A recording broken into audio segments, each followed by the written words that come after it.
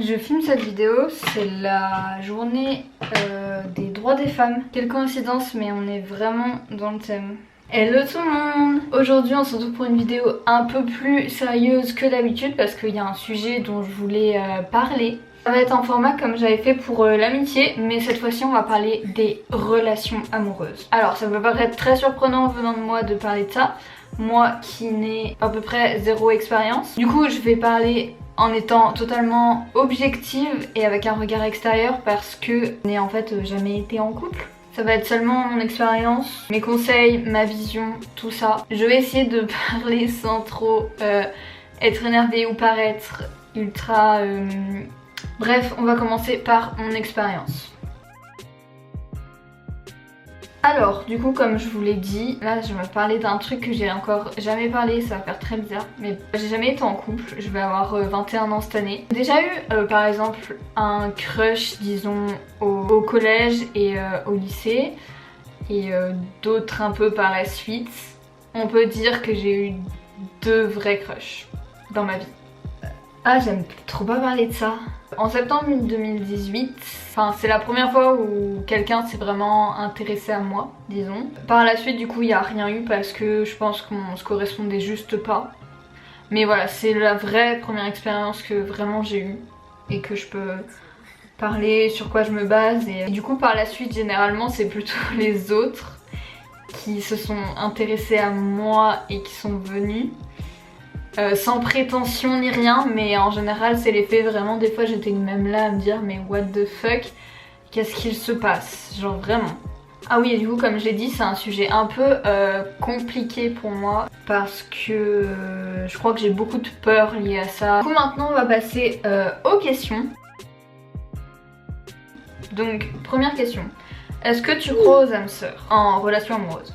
Parce que du coup il y a aussi les âmes sœurs en amitié, il y a les flammes jumelles ou les choses comme ça. Oui, j'y crois. Ça ne m'est encore jamais arrivé, mais je me dis que c'est possible amicalement. En tout cas, j'ai déjà eu un peu ce ressenti un peu spécial, genre d'être connectée à quelqu'un et tout. Du coup, je me dis que oui, ça c'est possible et je pense que ça peut exister. Selon toi, quelles sont les 5 choses indispensables pour qu'un couple fonctionne? Alors là, on va taper dans le vif du sujet parce qu'il y a des choses qui ne sont pour moi inacceptables.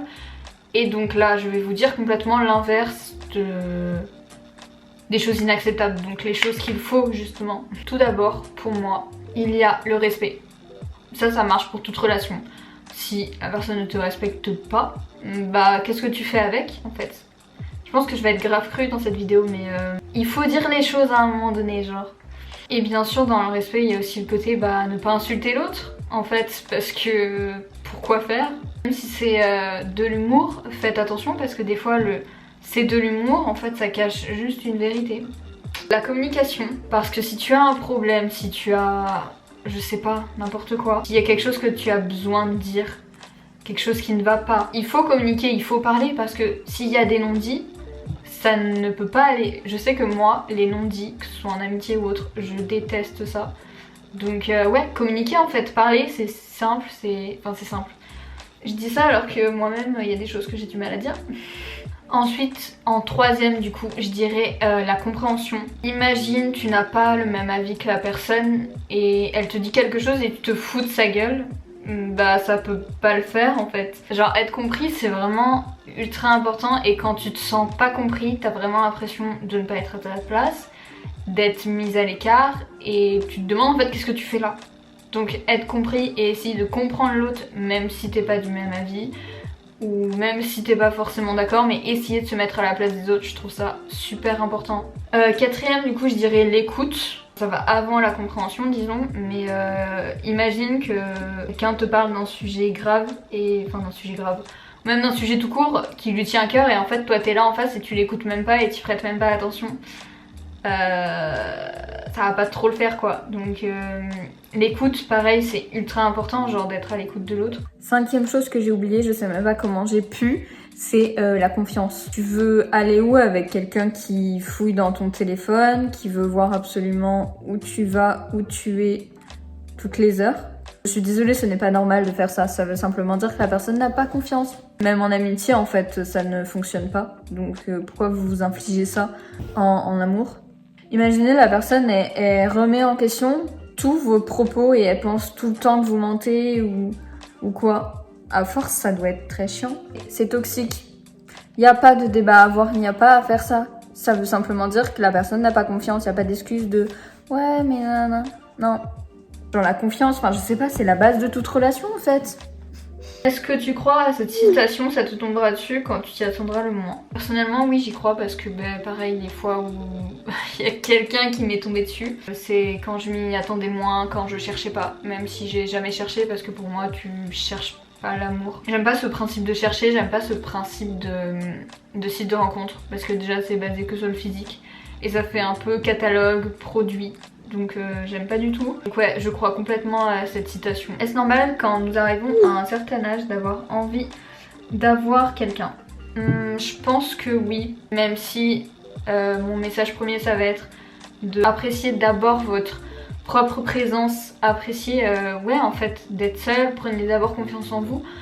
Parce que si vous vous aimez pas vous-même, comment vous voulez que quelqu'un d'autre vous aime? Genre c'est pas possible. N'attendez pas que le bonheur vienne de quelqu'un d'autre. Ne vous dites pas ah tiens je suis malheureuse, peut-être que si je cherche quelqu'un, peut-être qu'il va me rendre heureux ou je vais être heureuse. Non. Le bonheur ça vient de l'intérieur. Si d'abord vous n'êtes pas heureux seul, vous pourrez pas être heureux à deux, c'est pas possible. Je pense que c'est normal à un certain âge d'avoir quand même envie de partager en fait des choses avec quelqu'un tout simplement. Pouvons-nous être attirés par une personne que nous ne connaissons pas, voire très peu?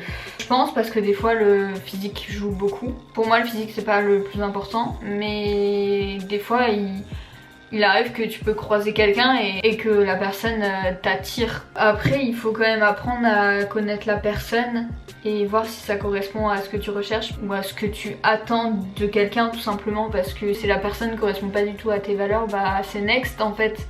Genre pourquoi te prendre la tête avec quelqu'un si la personne est une vraie merde. J'ai trop cru. Dans la vraie vie je parle comme ça vraiment, donc désolée mais... As-tu déjà été dans une relation toxique? Moi non, comme je vous l'ai dit, la première personne que j'ai vraiment rencontrée et qui s'est intéressée à moi, je pense que c'est une bonne personne, en tout cas du peu que je connaissais, mais juste un conseil et un message encore une fois. Faites attention à votre entourage parce que si ça se trouve en fait il y a des gens que vous connaissez qui sont peut-être dans une relation toxique et en fait vous ne le voyez pas ou vous vous en rendez pas compte, mais faites vraiment attention à vos proches. Parce qu'une relation toxique peut avoir vraiment un impact en fait sur la façon de penser, sur la confiance de la personne et après elle peut vraiment être détruite mentalement, genre sérieusement. Donc faites vraiment attention. Je parle pas en connaissance de moi-même mais je parle en connaissance de cause quand même. Ah les dédicaces dans cette vidéo, ça ne s'arrête pas hein. Du coup en parlant de relations toxiques, il y a des choses que je voulais parler. Si vous êtes avec une mauvaise personne, que ce soit même amicalement ou amoureusement, c'est un peu comme la théorie de la pomme pourrie. Si vous mettez une pomme pourrie à côté d'une pomme saine, la pomme saine va devenir pourrie. Bah c'est exactement pareil avec les personnes. Si vous avez une personne négative avec vous, et bah vous risquez d'être influencé et de devenir pareil. C'est pour ça qu'il faut s'éloigner des gens avec de mauvaises énergies quoi. Et pareil, en général, les gens qui sont dans les relations toxiques ne s'en rendent pas compte eux-mêmes. Ils ont l'habitude de rester avec la personne, ils sont un peu sous emprise et en fait ils se voient pas vivre sans la personne. Ils restent juste parce qu'ils sont habitués à la personne et parce qu'ils se disent vas-y j'ai pas envie de quitter cette habitude. Et du coup ils préfèrent rester. Et en général, je sais pas si vous l'avez déjà remarqué, mais moi j'ai vu de nombreux commentaires qu'il y avait des gens qui exposaient la durée de leur relation qui était dite toxique et en général elles étaient très longues. Pourquoi? Parce qu'en fait les gens n'osent pas partir ou s'en rendent compte longtemps après. Et en fait les relations toxiques sont souvent les plus longues malheureusement. Et je pense que c'est en plus très répandu chez les personnes assez jeunes, donc c'est pour ça que si je peux en plus informer des personnes assez jeunes qui me regardent, bah, tant mieux, et si je peux aider aussi vraiment tant mieux parce que les choses que je vois ça m'énerve, genre si vous saviez. Bref. Pareil, si dans votre relation il y a un peu une notion de dominant-dominé, parce qu'il y en a un qui est plus âgé, parce qu'il y en a un qui a un plus fort caractère et que vous sentez que vous n'êtes pas égaux en fait, que ce soit quand vous parlez, que ce soit pour les prises de décision, ce n'est pas normal non plus. Même dans une relation d'amitié, il n'y a pas une personne plus forte que l'autre.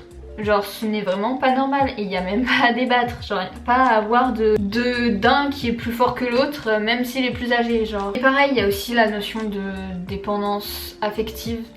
C'est un truc que je vois beaucoup sur Instagram, il y a beaucoup de gens qui en parlent. Ça revient aussi un peu avec le fait de rester avec la personne par habitude. Parce que du coup si vous êtes dépendant de quelqu'un, imaginons si la personne n'est plus là du jour au lendemain, comment vous faites? Si vous n'avez jamais appris à être dépendant avant aussi tout seul, comment vous faites? Il faut pas par exemple dire vas-y je prends mon bonheur et je le place dans les mains de l'autre. Et tout va dépendre de l'autre, que ce soit vos humeurs, vos actions, vos prises de décision ou tout. Bon voilà, je crois que cette vidéo est terminée. J'espère que la vidéo n'aura pas été trop longue et trop chiante et que j'aurais pas été trop monotone non plus. Voilà, j'espère que j'aurais pu aider des personnes. En tout cas, c'est un sujet que je voulais vraiment parler parce que je vois de ces trucs. Si je peux faire passer des messages et aider des gens et réussir à faire prendre conscience peut-être de certaines choses à des gens, et pour moi ce sera pari gagné. J'espère que ça vous aura plu, n'hésitez pas à mettre un petit pouce bleu, à commenter, à me donner votre avis sur tout ça. Genre vraiment ça m'intéresse de ouf. J'adore parler de ça en fait avec des gens. Donc voilà. Bisous et à bientôt pour une prochaine vidéo.